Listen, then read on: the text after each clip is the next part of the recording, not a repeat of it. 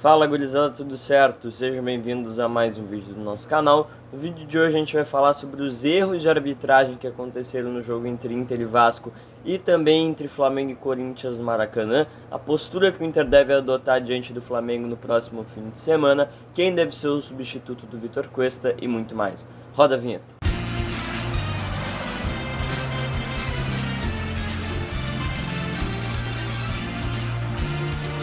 Antes de começar esse vídeo, deixa o teu like aqui embaixo, se inscreve no meu canal e também ativa o sininho para receber as notificações.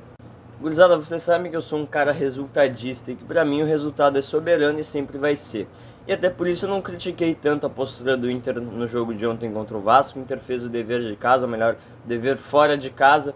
O Inter é mais time que o Vasco, é melhor treinado, o Inter tem uma ambição muito diferente que a do Vasco e tinha a obrigação de vencer o jogo de ontem e foi o que o Inter fez.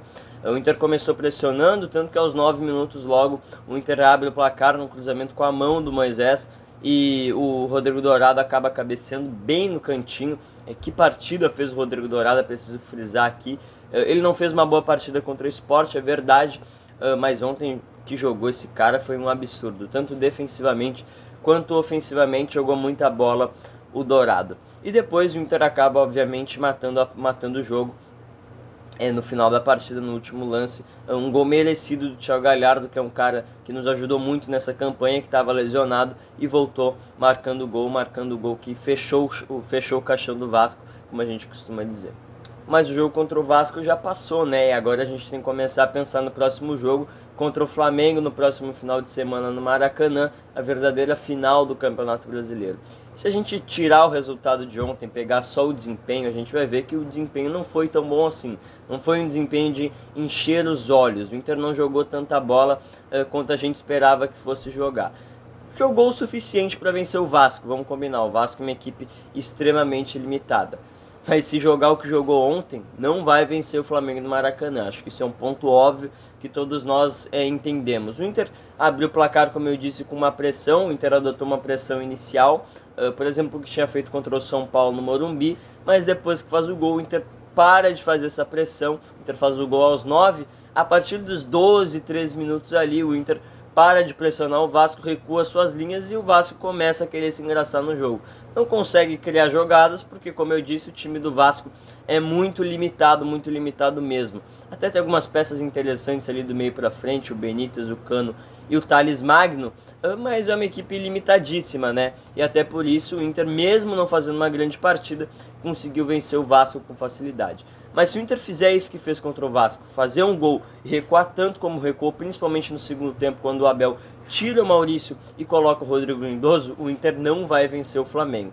Vocês que assistem os jogos do Flamengo, primeiro que sabem que o Flamengo não tem nada a ver com o Flamengo de 2019. O Flamengo de 2019 era muito melhor. Mas mesmo assim eles têm características parecidas. O Flamengo tem dificuldade contra equipes que o atacam. O Flamengo costuma ter facilidade contra equipes que jogam no seu campo. É só tu pegar, por exemplo, o Vasco, que se retrancou todo no Maracanã, tomou 2-0, um show de bola, não viu a cor da bola e podia ter levado muito mais. Então o Inter não pode adotar essa postura, nem que seja de fazer um gol e recuar. Se o Inter fizer um, tem que tentar buscar fazer 2, 3, porque o Flamengo é uma equipe que se sente mal quando percebe que não está dominando a partida, quando a outra equipe cria um desconforto para a equipe do Flamengo. A gente sabe que existe uma grande disparidade da defesa do Flamengo para o meio para frente do Flamengo. O meio para frente do Flamengo é uma constelação, cheio de estrelas.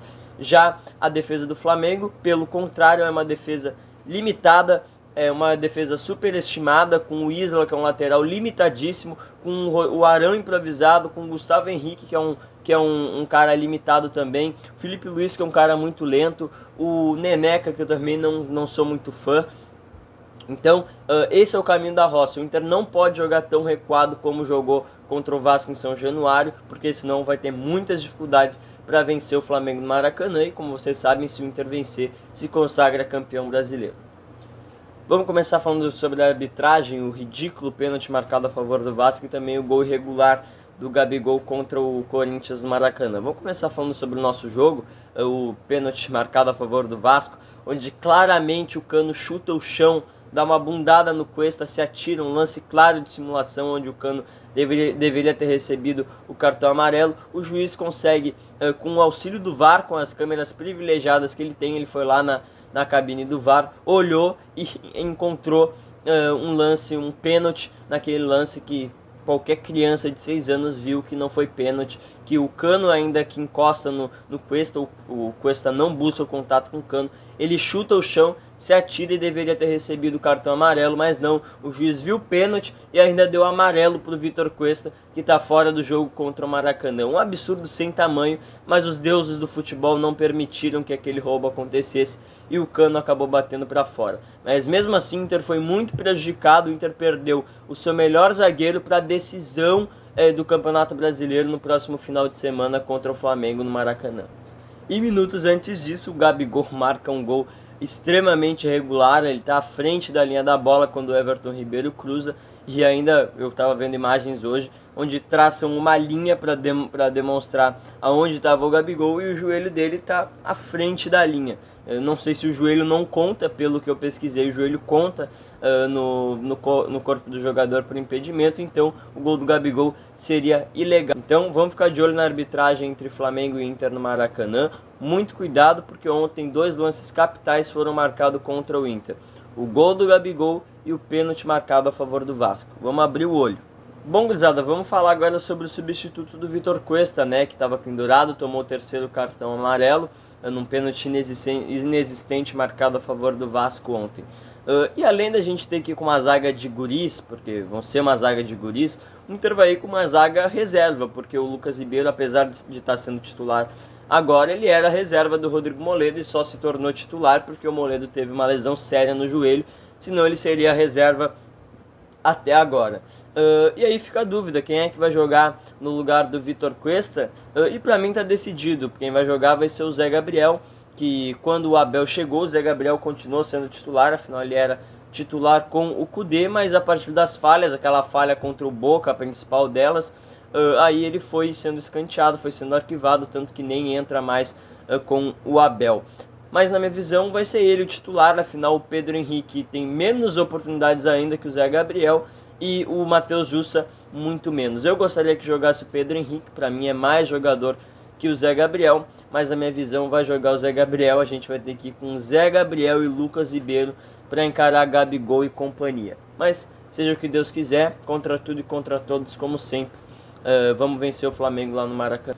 Esse é o vídeo de hoje, deixa o teu like aqui embaixo, se inscreve no meu canal, deixa a tua opinião aqui nos comentários e também ativa o sininho para receber as notificações. Até o próximo vídeo, falou, tchau, tchau.